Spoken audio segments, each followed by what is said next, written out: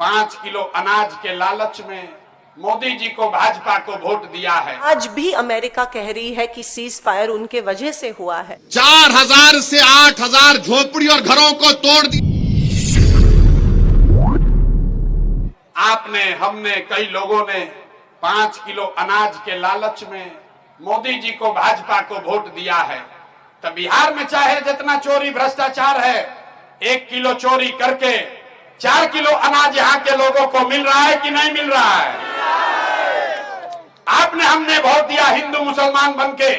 भाजपाइयों ने कहा सारे हिंदू एक हो जाओ, अयोध्या में राम जी का मंदिर बनाना है।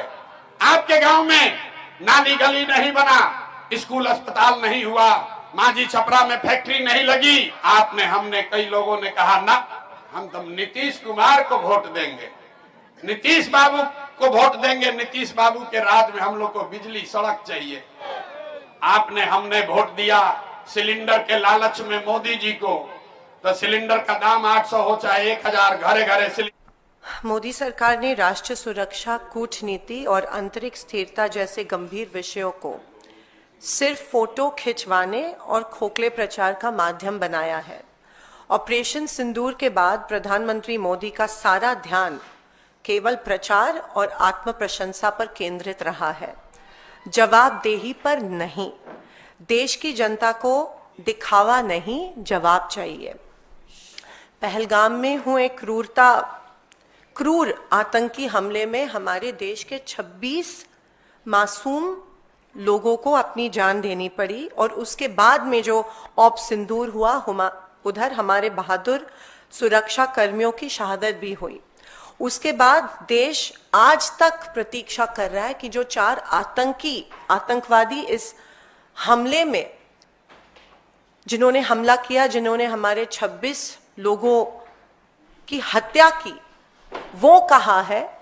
क्या सरकार उनको गिरफ्तार क्यों अभी तक नहीं कर पाई है? क्या सरकार उनकी गिरफ्तारी को लेके कुछ कार्रवाई कर रही है? मैं मोदी जी को पूछना चाहती हूँ कि क्या हमारी सरकार आतंकियों को गिरफ्तार करने में असफल हुई है? कि बिहार में महागठबंधन की सरकार बनते ही महिलाओं को हर महीने 2500 रुपए दिए जाएंगे। इस योजना का नाम होगा माई बहन मान योजना।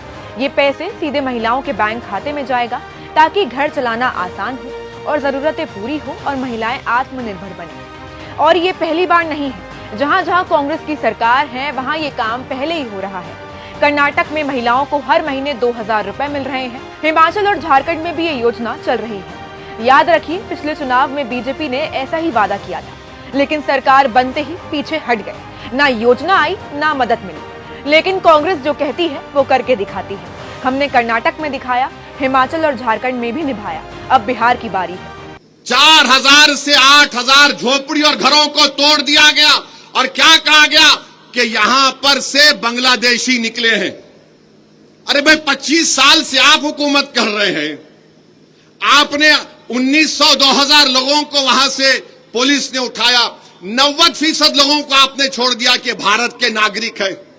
मगर आपने 4000, मीडिया के रिपोर्ट्स है, 4000 से लेकर 8000 के दरमियान झोपड़ी और घरों को तोड़ दिया। बताइए कहां जाएंगे ये गरीब? इस देश में गरीबों का क्या होगा?